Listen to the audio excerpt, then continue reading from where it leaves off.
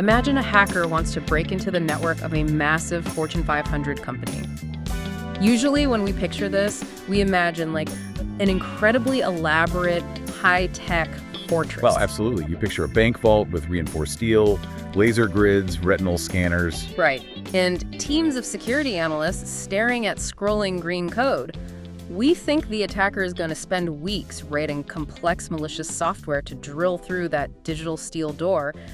But the reality is completely different. Completely different, yeah. The most successful attackers, they just find out what kind of coffee the night security guard likes, buy him a vanilla latte, and politely ask to borrow his keys. And the terrifying part is it works almost every single time. It does. So welcome to your personalized deep dive. Our mission today is to peer directly over the shoulder of these attackers. We are exploring the official Certified Ethical Hacker curriculum.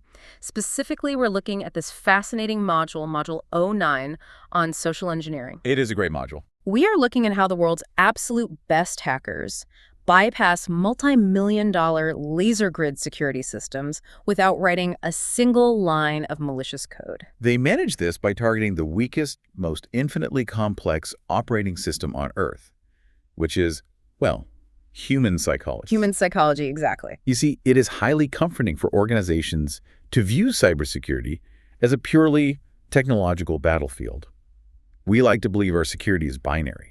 Either the firewall holds or it fails. Right, a simple yes or no. Exactly. Yeah. But firewalls only protect against known digital threats. They do absolutely nothing to protect against a human being who's been manipulated into just, opening the front door. Yeah. And this applies to everyone, whether you, the person listening right now, are the CEO of a multinational corporation, a college student, or just someone checking your email on a Tuesday morning. You are the target perimeter. You are the perimeter. I love that. And the objective of analyzing these attack vectors today isn't to induce paranoia. It is to help you upgrade your mental firewall. Upgrading the mental firewall. I mean, that is such a perfect way to frame this.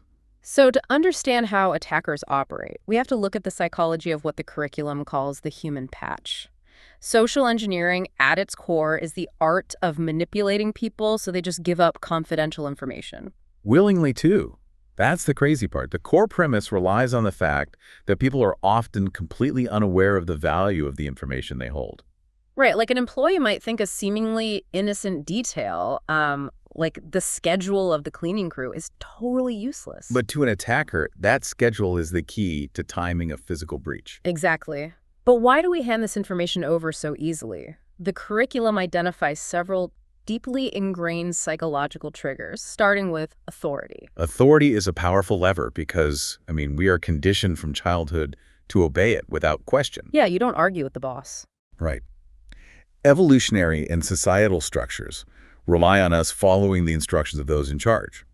So an attacker will call a target, impersonate a senior executive, or like an aggressive network administrator, and demand immediate access to a system. And the target just complies. But target's instinct to comply overrides all their security training. Then, on top of that, you have scarcity and urgency. Oh, the countdown timers. Exactly. These triggers push the brain into a state of fight or flight.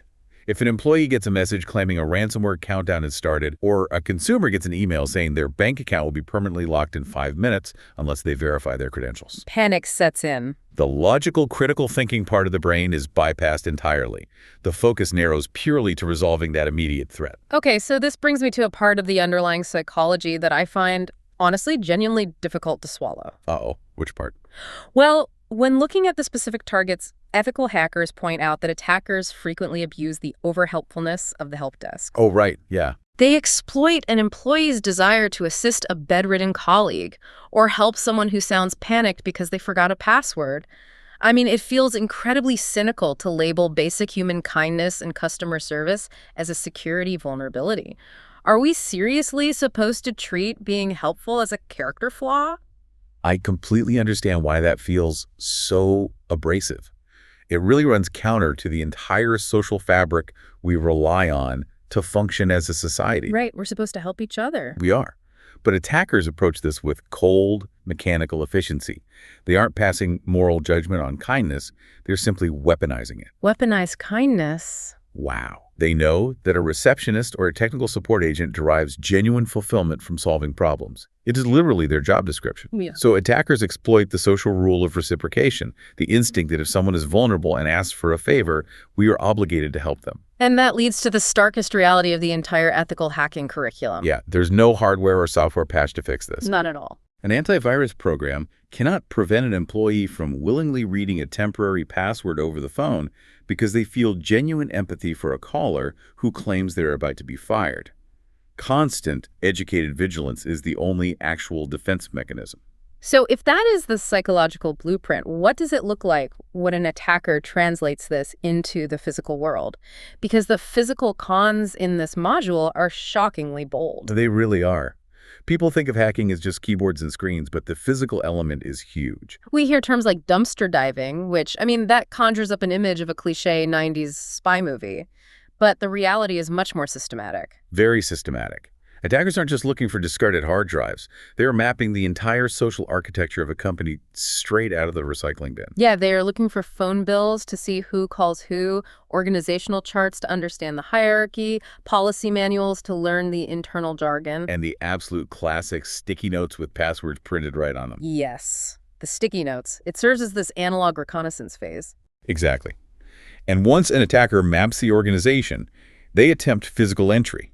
And the methods of entry highlight the nuances of human manipulation we were just talking about. Right, like the distinction between piggybacking and tailgating. Yeah, while they sound similar, the mechanics are entirely different. Piggybacking requires active engagement and consent from the target. Right. Right.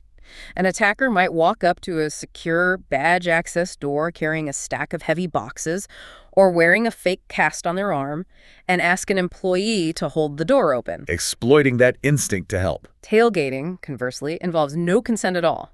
The attacker simply wears a fake ID lanyard, walks a few paces behind an authorized person, and catches the heavy security door right before it clicks shut.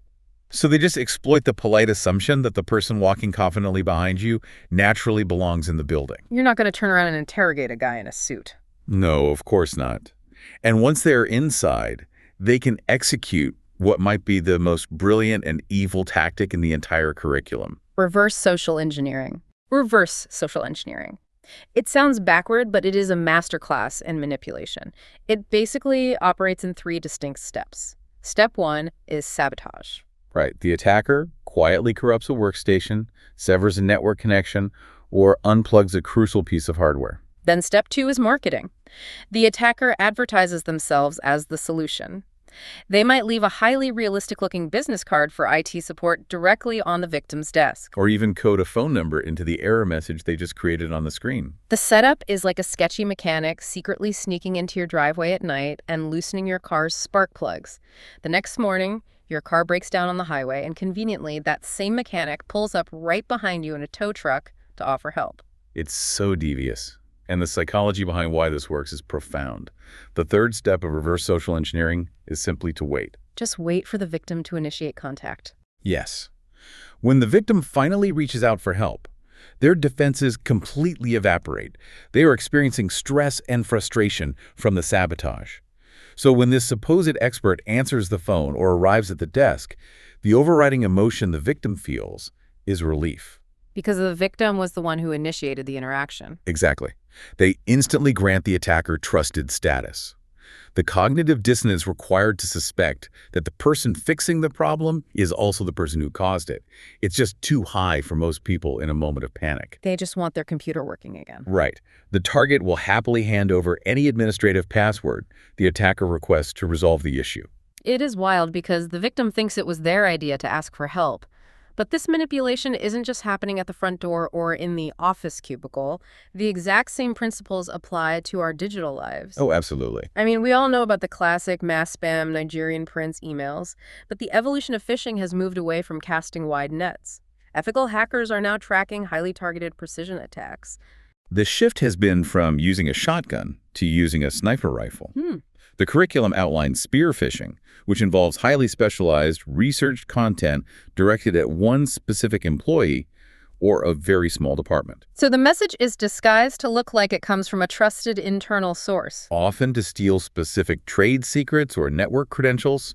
And then you have whaling, which elevates the target to the highest levels of an organization. Going after the whales. Right. This involves meticulously crafted digital environments designed to trick CEOs, CFOs, or high-ranking politicians into revealing corporate bank account details or authorizing massive wire transfers. But when we look at the computer-based techniques, the sneakiest, most terrifying tactic isn't an email at all. No, it isn't. It is a browser exploit called tab nabbing.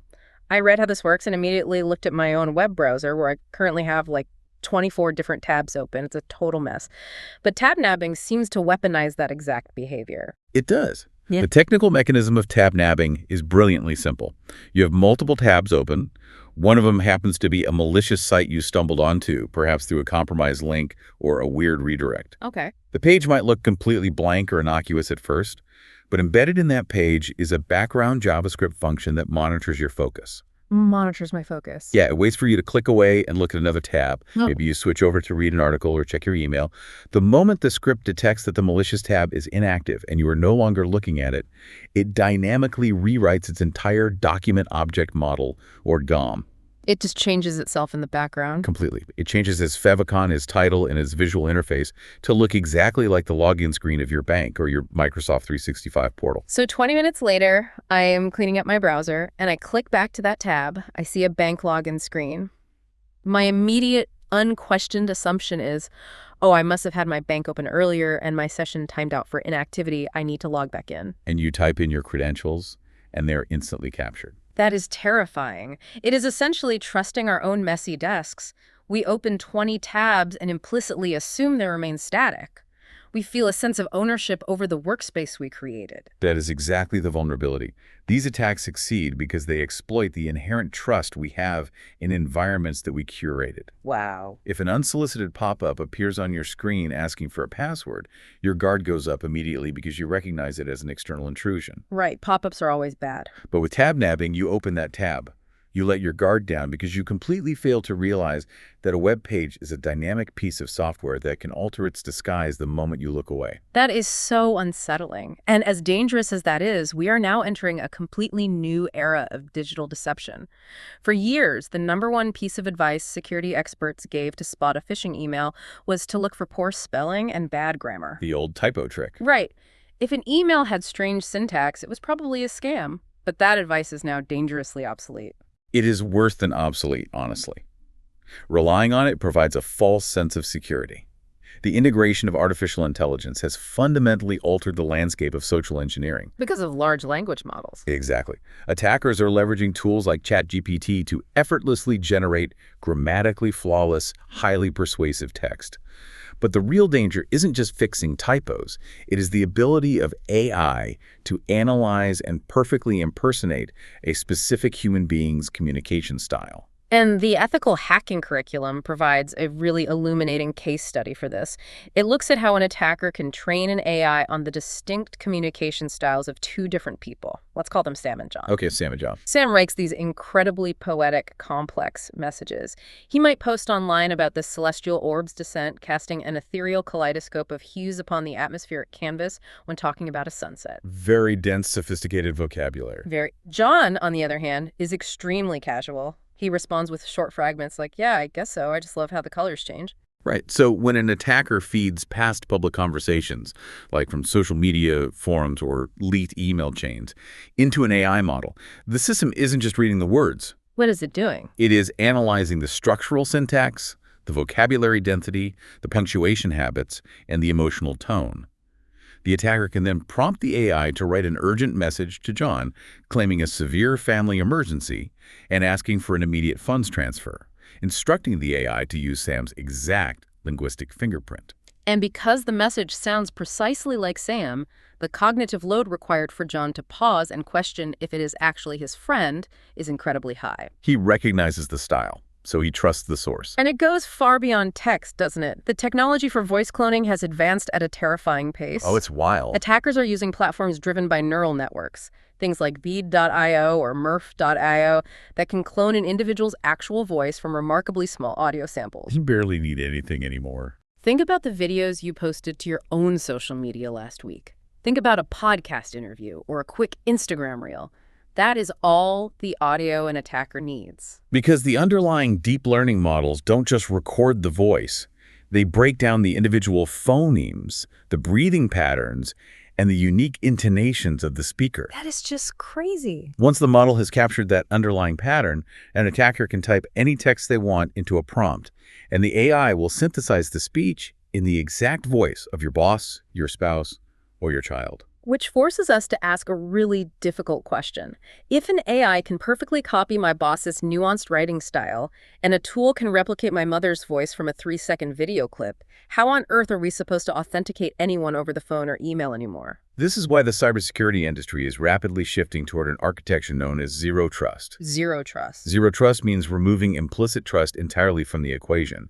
The system no longer cares who you sound like, what your email signature looks like, or even if you are logging in from the secure office Wi-Fi network. It just assumes the worst. It operates on the assumption that the network is always hostile. It demands continuous cryptographic proof of your identity for every single action. But how does that work for human-to-human communication? For humans, this translates to utilizing multi-factor authentication for sensitive requests or establishing predetermined out-of-band safe words with family members and colleagues. You authenticate the secure mechanism of communication rather than trusting your ears or eyes. Okay, so if an attacker utilizes all of these tools, the psychological triggers, the physical cons, the AI voice cloning, and they successfully bypass the human firewall, what is the actual end goal? The payload. Yeah, once they get the data, what are they doing with it? The curriculum points to identity theft as the ultimate payload, but the mechanics of modern identity theft go far beyond someone maxing out a stolen credit card to buy a television. The sophistication of modern identity theft is staggering. One of the most complex variations attackers utilize is called synthetic identity theft.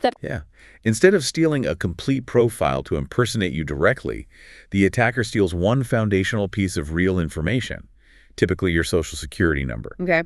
They then combine that real number with a completely fake name, a fabricated date of birth, and a bogus address. It is like building a Frankenstein's monster of a human being. Yes. Constructed strictly for the credit bureaus. They stitch together parts of real people and fake data to create a brand new, invisible entity. And because this synthetic person doesn't map directly to your name, they can spend months or years slowly building up a positive credit score for this fake identity before suddenly taking out massive loans and vanishing. Leaving you with the fallout. It creates a labyrinthine nightmare for the victim whose social security number was used as the anchor.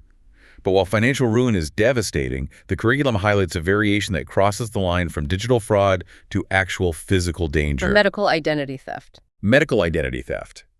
This occurs when an attacker steals your identity, specifically to obtain medical care, claim expensive health insurance payouts, or acquire prescription drugs. The financial aspect of that is obvious, but the secondary effect is chilling. If an attacker uses your identity at a hospital, their medical history becomes permanently intertwined with yours in the healthcare system's digital records. The merging of that data creates a life-threatening vulnerability. If the identity thief has a specific allergy, tests positive for a transmissible disease, or has a different blood type, those details are permanently written into your medical file. That is horrifying. Imagine being involved in a severe car accident and arriving at an emergency room unconscious. The attending physician accesses your file and makes a split-second life-or-death decision based on a false diagnosis or an incorrect blood type that an attacker left behind. It is the ultimate real-world consequence of a digital breach. Exactly. It fundamentally changes how you view a leaked password. It brings home exactly why ethical hackers spend so much time studying these human vulnerabilities. They have to understand the depths to which an attacker will go to exploit the system. They do. Because the technology defending our networks will continue to evolve, but the core psychological vulnerabilities of the human beings operating those networks remain largely static. As we wrap up this deep dive into the realities of social engineering, the overarching lesson is pretty clear. In the vast, complex architecture of modern cybersecurity, across all the encrypted servers and zero-trust networks, human beings are and will always be the unpatchable operating system. But being unpatchable does not mean we are defenseless.